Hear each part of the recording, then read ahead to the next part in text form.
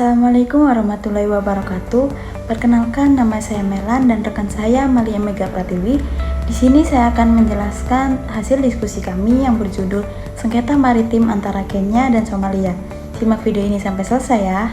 Kronologi kasus sengketa maritim antara Kenya dan Somalia. Kenya dikenal karena persahabatannya yang baik dengan negara lain. Meskipun Kenya berselisih dengan negara lain, Kenya tetap menjaga hubungan baik dengan negara tersebut. Awalnya, Kenya memiliki hubungan baik dengan negara Somalia. Namun, dilihat dari historis, semakin bertambahnya tahun, hubungan mereka sangat tegang. Karena orang-orang sekelompok etnis Somalia yang telah lama tinggal di tanah yang dimana adanya perbatasan kedua negara tersebut. Pada tahun 1984, Presiden Daniel Arap Moi melakukan kunjungan ke Somalia untuk meredakan ketegangan antara kedua negara tersebut. Perang saudara yang berlangsung lama di Somalia itu telah berdampak pada Kenya. Kenya mengklaim perbatasan maritim tersebut ditetapkan pada tahun 1979. Menurut Nairobi, perbatasan tersebut mencakup 160.000 km persegi wilayahnya yang disengketakan. Cadangan minyak dan gas penting yang terletak di segitiga sempit seluas 100.000 km persegi diyakini menyebabkan konflik antara kedua negara tetangga karena perbatasan laut. Pada tahun 2014, Somalia memulai proses hukum di Mahkamah Internasional atau ICJ setelah mencapai kesepakatan selama sekitar 5 tahun. Sekitar 100.000 km persegi Samudra Hindia mengelilingi Kenya dan Somalia. Karena daerah ini memiliki banyak sumber daya termasuk ikan, minyak, dan mungkin gas alam. Mogadishu percaya bahwa perbatasan laut dengan Kenya harus melewati Tenggara dengan cara yang sama seperti perbatasan darat. Lahan sekitar 160.000 km persegi di Samudra Hindia sedang disengketakan antara kedua negara tersebut, dengan kemungkinan menemukan cadangan minyak dan gas dalam jumlah besar, sesuai standar internasional.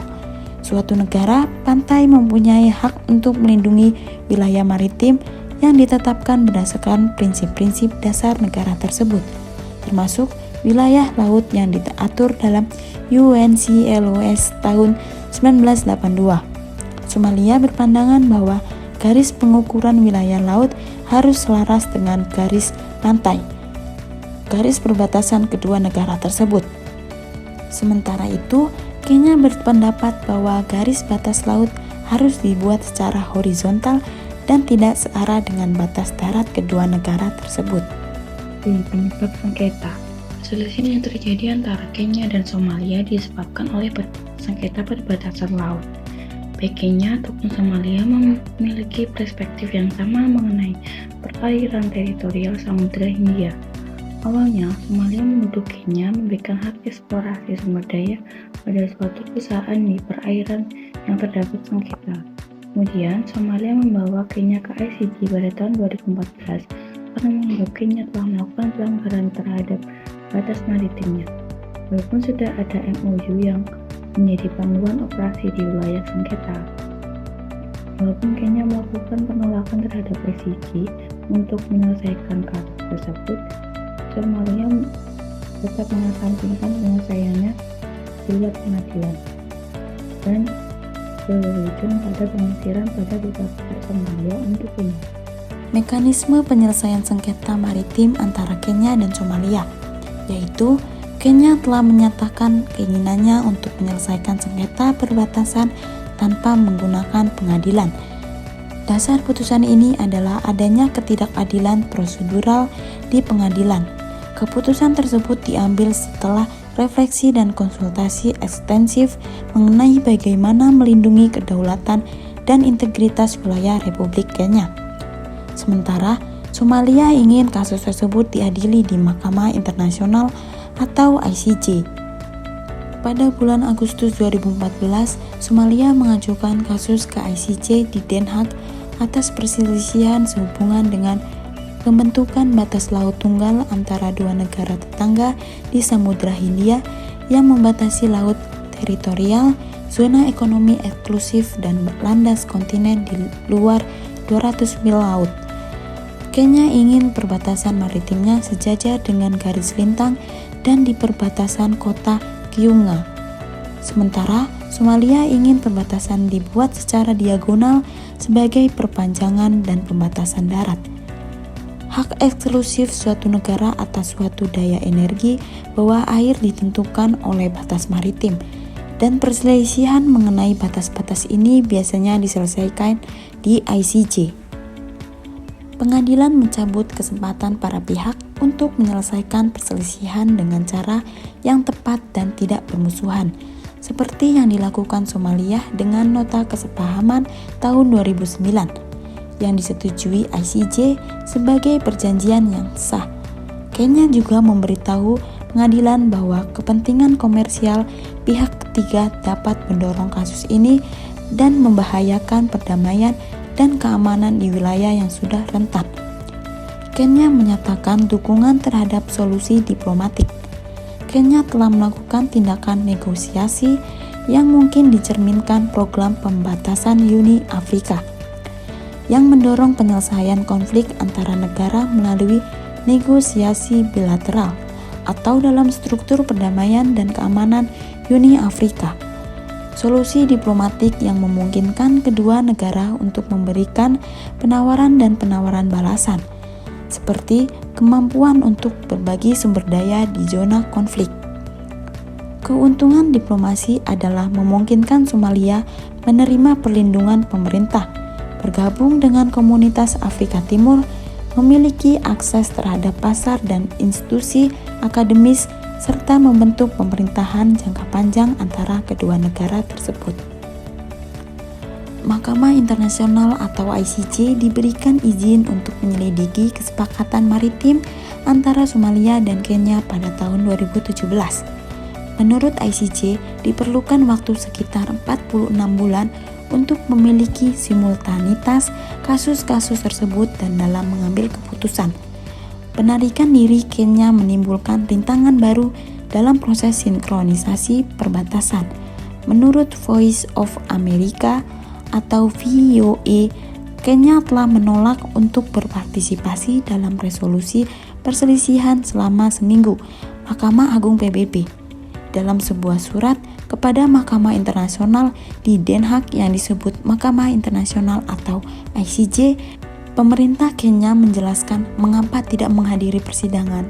Kenya mengatakan dia absen dari pengadilan karena keadaan darurat COVID-19 yang sedang berlangsung. Analisis kasus. Kenya memberikan pernyataan bahwa mereka lebih memilih untuk melakukan penyelesaian masalah maritim di luar pengadilan.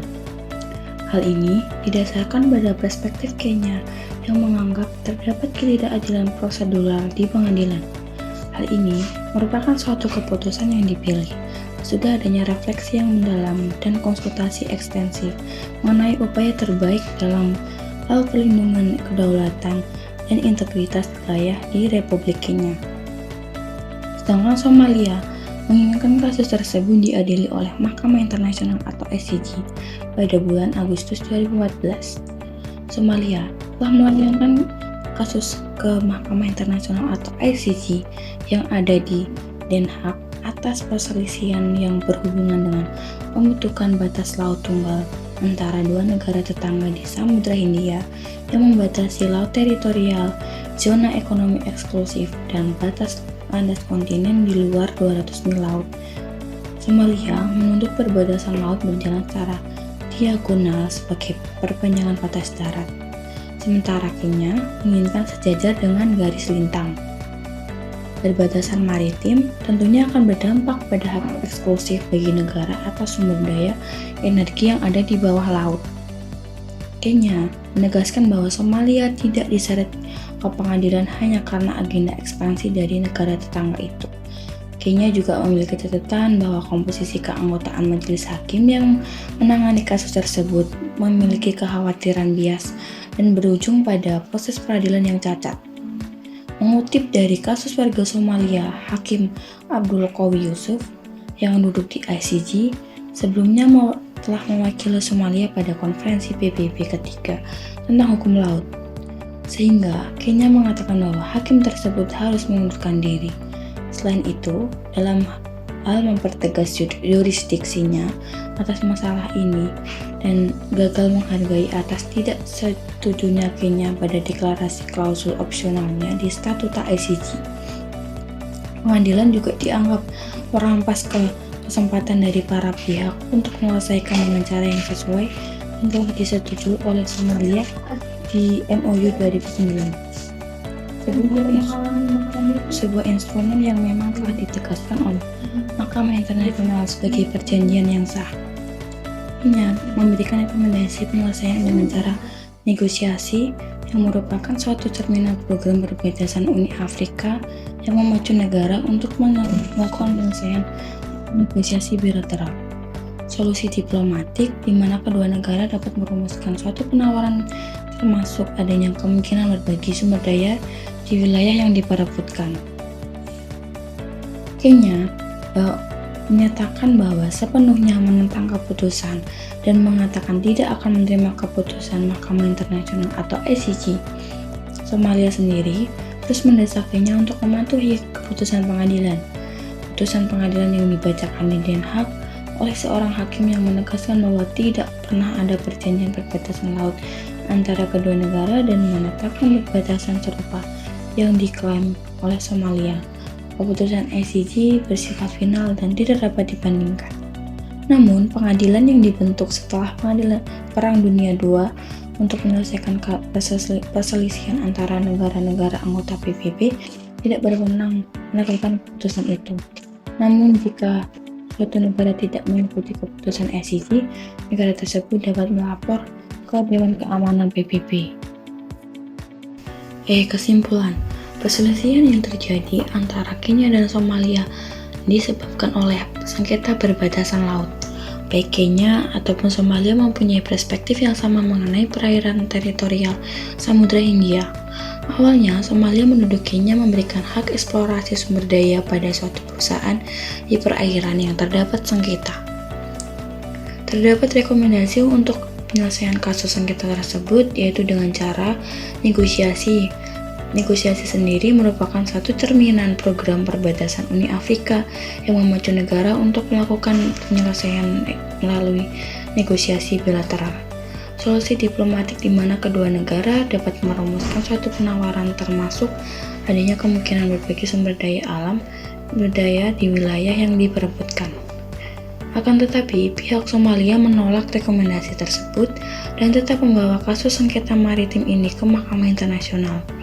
Somalia juga terus mendesak Kenya untuk mematuhi keputusan pengadilan, karena keputusan ICJ itu sifatnya final dan tidak dapat dibandingkan. Sekian paparan dari kelompok kami, kurang lebihnya mohon maaf. Wassalamualaikum warahmatullahi wabarakatuh.